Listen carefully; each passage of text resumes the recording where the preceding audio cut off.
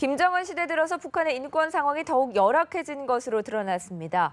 주민들, 엘리트, 중산층을 불문하고 탈북에 동참하는 것이 인권 유린 때문이라는 분석이 나오고 있는데요. 북한의 인권 상황을 짚어보고 대규모 탈북 사태가 발생할 가능성은 없는지 분석해 보겠습니다.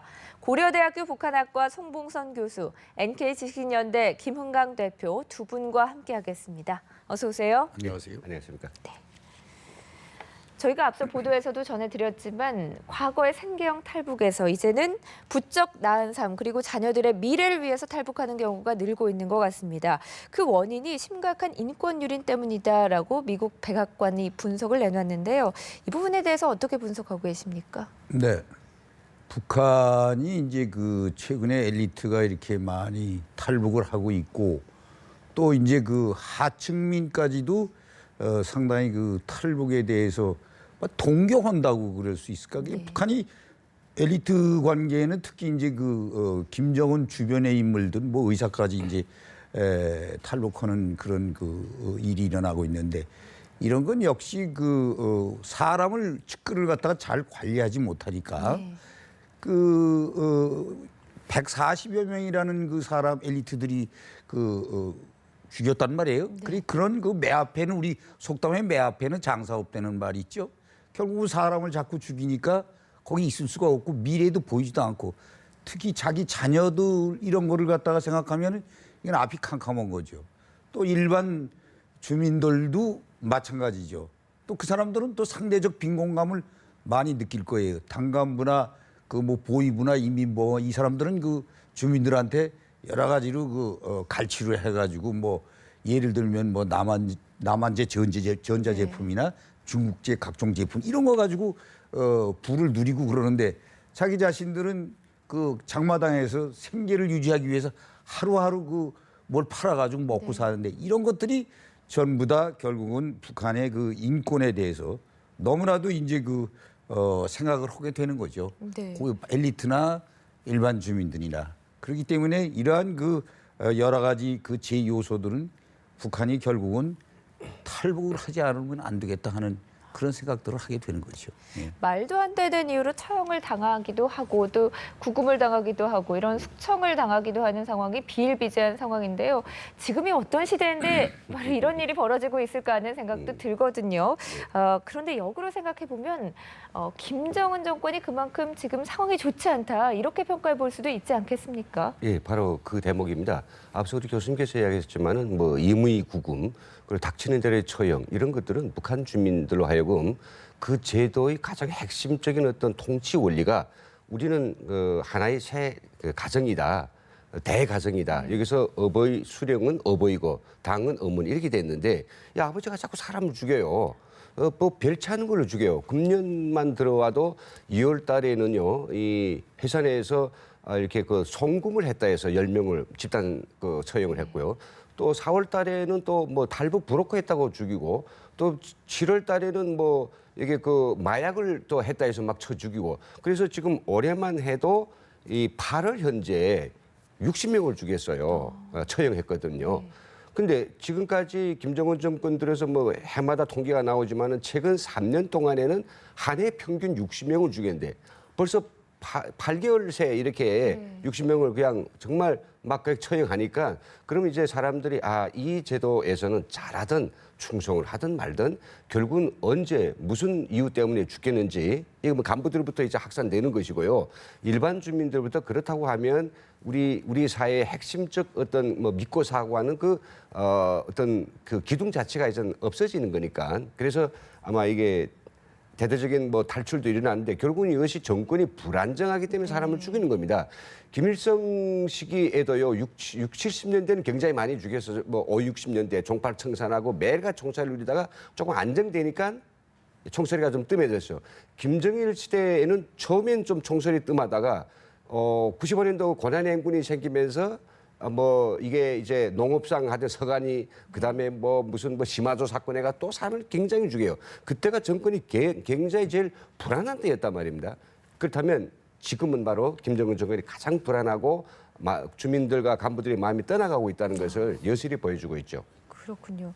북한의 상황을 여실히 보여주고 있는 것 같은데요.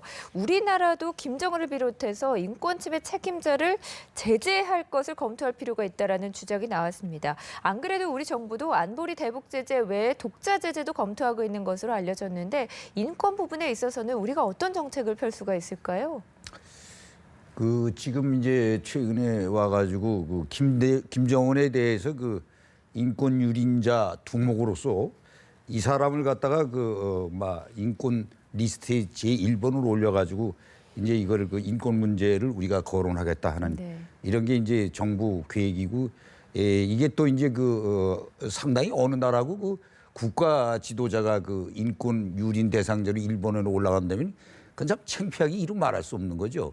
이제 김정은을 이런 식으로 올려놓고 우리가 인권 운동가들이나 또 탈북자들 이런 사람들이 해외에 나가서 또 인권기구를 통해서 이 김정은의 여러 가지 그 잘못된 일을 갖다 인권을 유린하는 걸 갖다 폭로하고 이걸 또 우리가 우리 일반 우리 국민들한테도 알려서 이 북한의 실상을 갖다가 널리 알린다는 거 이거 굉장히 중요한 것 같습니다. 물론 뭐 지금 이제 이 제재 관련해 가지고 뭐 금융 제재나 해운 제재나 수출입 통제나 뭐 그 출입국 제한 뭐 이런 걸로 해서 우리가 막 김정은 그 인권 유린자로서의 그 리스트에 올리는 것과 동시에 이런 제재도 이제 취하겠다는 이런 여러 가지 우리가 대응을 하고 있는데 네. 굉장히 중요합니다. 앞으로 우리는 사실상 북한을 물리적으로 어떻게 할 수 없는데 여기에 대응해서 이러한 제재나 그다음에 인권 활동은 우리에게 상당히 중요한 것이라고 이렇게 생각이 됩니다. 우리 역시 인권 부분에 있어서 제재를 생각해 볼 필요가 있다라는 말씀으로 정리할 수 있겠습니다. 아마 리우올림픽에서 촬영의 행보 그리고 북한 선수들의 행보 기억하시는 분들 그렇죠. 많으실 겁니다. 그런데 북한을 국제 스포츠 무대에도 참여하지 못하도록 제재해야 된다라는 의견이 나왔습니다. 네. 이렇게 된다면 북한에게 또 적지 않은 타격이 될 것 같은데요. 예, 그렇죠. 이 스포츠는 이 김정은 체제와 같은 독재 체제 하에서는 국제 스포츠에 참가 못한다라고 하는 그 사실이 주민들한테 알려주고 왜 못 참가해? 라고 하는 의혹들이 생기면서 체제는 그 스포츠를 가지고 어떤 체제 결정력이라든지 아니면 또 그 체제에 속한 어떤 자신들의 자긍심 이겼을 때 단결력 그리고 뭐 국민들의 어떤 정서를 승화시키는 것 이런 것들이 없어진 이런 동원 기제 혹은 뭐 이건 기운을 사기를 충전시키는 이런 기제가 없는 이 북한에서는 굉장히 사람들이 이제 침울해지고 암울해지고 뭔가 동기를 받을 수 있는 부여가 없단 말이죠. 선전은 계속 되는 거고. 그래서 이게 저는 국제사회가 지금 찾고 있는 북한에 대한 정말 고강도의 압력 제재에서 국제체육 분야, 물론 실현되겠지는 모르겠습니다만은 국제체육계, 스포츠계에 북한의 참석을 불허하는 거. 이거는 사실 그 내부로부터 굉장히 사람들이 야, 우리가 지금 문재인 국가에 사는구나. 왜 그래 문제가 있어? 지금 핵과 미사일이고 국제사회에 대한 계속된 도발 때문에 그런다라는 거 알면 이 체제는 아마 붕괴 속도를 막 가속화시키는데 굉장히 큰 역할을 줄 것 같습니다. 우리 과거에 이제 보았지만은 네. 뭐 김정은이 왜 그렇게 뭐 마라톤 김정일 때 마라톤에서 1등한 여성을 가서 뭐 국가수반 오듯이 연도 안녕시키고 김정은 들어와가서 축구 좀 이겼다 해서 뭐 전연 세워놓고 촬영하고 뭐 국가 연예시켜주고 왜 그러겠습니까? 그게 체육이 스포츠가 갖는 스포츠하고 독재국가 다른 국가도 뭐 마찬가지지만 독재자하고 스포츠는 요게 서로 쌍둥이란 말이죠. 그래서 이제 그걸 잘라버리면 아마 굉장히 북한으로서는 아픔을 느끼고 북한 내부의 반발이 거세질 것이라고 저는 생각합니다. 네. 어떤 스포츠가 통치의 수단이 돼서는 안 된다는 건데요. 인권 유리를 하면서 국경과 인종을 초월한 국제 스포츠 무대에 나선다는 것 자체가 좀 모순이 아닐까 싶습니다. 북한의 인권 유린 상황을 좀 더 짚어보면요. 해외 일꾼들에 대한 감시도 상당히 강화됐다고 하고요. 또 평양에 거주하는 고위층의 사생활까지도 감시가 심하다고 하는데요. 주민들이 이렇게 옥죄면 득보다 실이 더 큰 거 아닙니까? 네, 물론이죠. 사실상 지금 해외에 지금 상당히 노동자들이 많이 나가 있지 않습니까? 네. 뭐 지금 거의 10만 명 정도가 나가 있고 그것이 연간 한 2억 불 정도 이렇게 벌어들이고 있는데 이 사람들이 나가서 일하는데 대개 감시자들을 이렇게 전부 다 보낸다는 말이에요. 이 감시자들이 나가서 그 또 일을 하다 보면은 이제 저쪽 막 그 충성 자금을 자꾸 바치라고 그런단 말이에요, 북한에서. 그러면 이제 그거를 자기네들 할당량을 갖다가 그걸 해야 되는데 이걸 그 북한에다가 바쳐야 되는데 이게 상당히 어렵죠. 네. 그 근로자들한테 그야말로 맞다나 이제 300불이나 400불 이게 이걸 받으면 거의 90%는 충성 자금으로 들어가고 나머지 10% 정도인데 거기서 또 뭘 바치라고 그러니까 이 감시하는 사람들이 상당히 어렵게 되죠. 그러니까 이런 사람들이 대개 보위부나 뭐 인민보안부에서 나가게 되는데 이 사람들 자신들이 이렇게 되다가 내 자신도 살아남을 수가 없겠구나.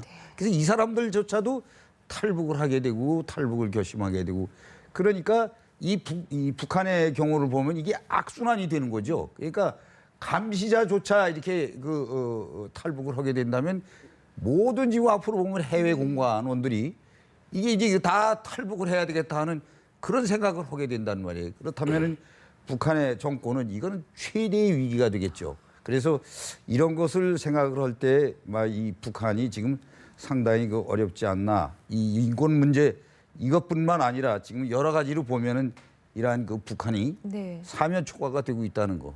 예.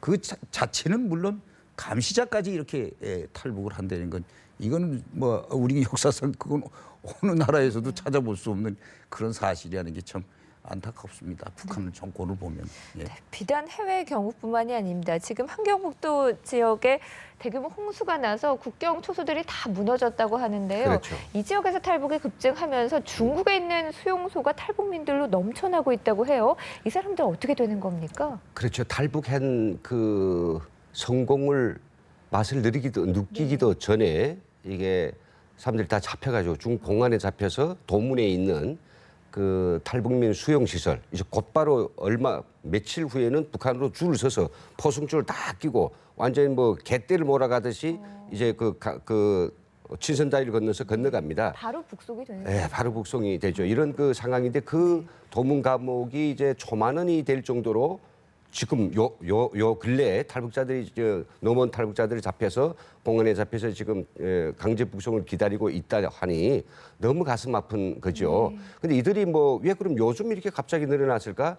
바로 한 달 전에 있었던 그 집중호우 때 가장 큰 피해를 본 게 일단 뭐 일반 주민들이기도 하겠지만은 강가에 서서 범람하는 강가에 서서 이 탈북자들이 강을 건너가고 감시하던 잠복군부 군인들이었거든요.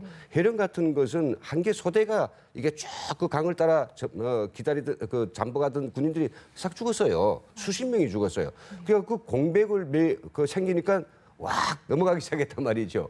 근데 중국 당국이 그들이 뭐 자기들 국내에서 뭐 어떤 다른 비법적인 일을 할까봐 그래서인지 모르겠지만 아니면 또 왁 뭐 집단 대탈북이 생기기 우려스러워지 모르겠지만 다 잡았어요. 그래서 저는 중국이 제발 그러지 말았으면 좋겠습니다. 이 탈북자들 그냥 두면요 중국에서 안 살아요. 그냥 국제사회 어떤 뭐 유럽이든지 다 받겠다고 하는데 그걸 통과시켜야지. 자기들도 사람이고 이 사람이 사람인데 왜 그럴까라고 안타까움이 있습니다. 하여튼 이 상황은 결국은 북한이 아무리 지금 이 홍수패가 다 기본적으로 끝나가고 있다고 하지만은 사실은 그 앞에서 보이는 김정은이 이제 뭐 곧 찾을 것도 이제 뭐 예견된다는데 그 탄 승용차가 가는 길가의 거는 번하게 닦아내고 뭐 복구한 것처럼 보이지만 사실은 그 뒤에 있는 이런 집들은 거의 다 복구 안 된 상황. 그래서 탈출하게 되는 거죠. 네, 이렇게 어려운 상황에서도 탈북 행렬은 계속될 것이라는 전망들이 많습니다. 우리 사회에서 지금 대량 탈북에 대비를 해야 한다라는 목소리들이 계속 나오고 있는데요.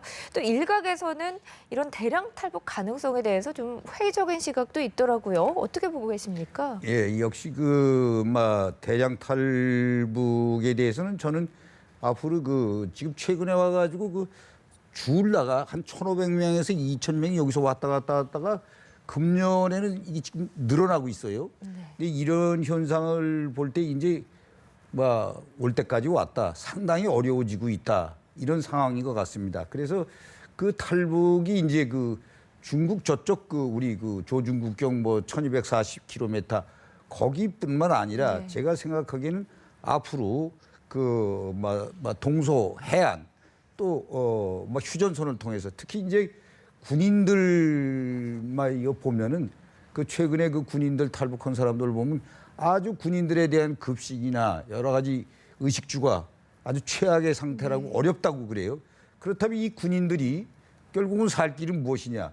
공급은 안 되고 막 이렇게 어려워지고 그럴 때는 대량 군인들도 탈출할 수 있다. 과거에 우리가 6.25 때 그 정봉엽 장군이 연대병력을 이끌고 우리 남쪽으로 귀순해가지고 그 사람이 논산훈련소장도 하고 그랬었습니다마는 제가 생각하기에는 북한이 이런 상태로 간다면은 북한의 지휘관이 대량으로 그 병력을 데리고 남쪽으로 올 수도 있지 않겠느냐 그런 생각도 생각할 수 있어요. 네. 저렇게 이제 극악하게 간다면 북한은 이제 도리가 없는 거죠. 개성공단에 전에 그 일하던 어느 간부가 그래요.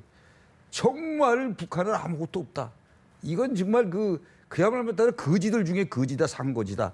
이런 얘기를 한단 말이에요. 그렇게 본다면 이게 모두가 다 사공지수가 되니까 결국은 북한은 제가 보기에는 이 탈북이 뭐 일부 사람들은 회의적인 시각도 가질 수 있어요. 뭐 장마당이 400개인데 거기서 다 조달을 하고 그러니까 에라 이거 뭐 내가 나갔다 잘못되면 붙들리면 죽으니까 여기서 죽으나 사나 그냥 이것이 내 천직업이다. 그러고선 그냥 산다. 이런 생각으로 해서 결코 이 장마당 때문에 북한의 탈북으로 인해서 무슨 이 긴급 사태가 발생한다, 급변 사태가 발생한다.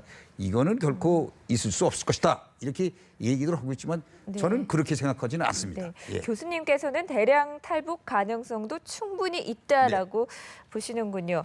지금 이 추세로 본다면 다음 달 중순쯤이면 탈북민들이 3만 명이 넘을 거라고 합니다. 네네. 정부에서도 사회통합형 정책을 내놓겠다고 하는데 뭐 정책도 중요하지만 이 탈북민들에 대한 어떤 사회적 편견을 없애는 게 가장 중요하지 않을까 싶은데요. 예, 그렇죠. 우리 대통령께서 하신 그 탈북민들이 우리 사회에 성공적으로 정착하면서 어떤 특별한 서비스보다는 사회 통합형의 그런 정책으로 좀 변화시키라고 정책도 좋죠. 그 정책을 실현하면서 저희 탈북자들은 항상 이런 어떤 호소를 합니다. 저희도 이제는 대한민국 말하자면 주민등록증을 가진 그런 당당한 국민이니까 보편적 국민이니까 저희들을 어떤 통일이라고 하는 그것 때문에 특화시키거나 너무 뭔가 이렇게 다문화라고 하는 그런 견해 속에서 넣지 말고 통일이 필요하면 통일부는 통일 정책을 수행하고 북한하고 어떤 걸림돌도 없이 진행해 나가야 되겠는데 필요할 땐 탈북민들 쪽에 거기에 끼어가지고 우리가 할 수 있는 어떤 보편적인 역할 그리고 또 당당히 줄 수 있는 어떤 믿음, 신뢰 이런 것들을 못 주고 있단 말이죠. 계속해서 탈북자입니다. 20년 지나도 탈북자고 이런 것들이 사실 우리 사회에 많은 질문 던져주죠. 그 질문은 우리 남한 사회뿐만 아니라 북한에도 던져줍니다. 너희들이 가서 어떤 대우를 받느냐, 너희들이 가서 어떤 사람 대접을 받느냐 이런 것들이 많이 이야기되는데 저는 이전 시간도 많이 흘렸고 여기에서 글쎄 좀 정착 안 된 안쓰러운 모습도 보였겠지만 근데 열심히 한 사람들이 많단 말이죠. 그렇다면 이제는 사실 이방인이라고 하는 그런 어떤 좀 부정적 인식보다도 우리 보편적인 국민이라고 하는 이런 마음을 가지고 탈북자들한테 정책을 어떻게 바꾼다해서 그럼 그 당사자들을 불러서 같이 의견을 나누고 정책을 고치고 또 3만 명 시대 탈북자 10만 명을 데려오려고 그 구체적인 방독이 효과적인 방독이 이런 것도 물었으면 좋겠어요. 우리 사회에서 보시죠. 10만 명 넘어올 수 있으니 이런 정착촌 같은 건설을 하자라고 했더니 바로 이제 지금 들어온 탈북자가 다 이게 노숙자가 되는데 10만 명을 어떻게 받느냐 하는데 정말 아무것도 모르는 사람들입니다. 우리 10만 명이 다 들어오는 게 아닙니다. 대한민국이 들어오는 게 아니고 국제사회가 받습니다. 한국에 오면 사람들이 그런 부정적 모습뿐만 아니라 열심히 사는 모습을 더 잘 봐달라는 거죠. 네. 그렇군요. 특별한 게 아니라 어떤 평범하고 동등하게 대우하는 분위기가 형성돼야 될 것 같습니다. 두 분 말씀 여기서 정리하겠습니다. 고맙습니다. 네, 수고하셨습니다.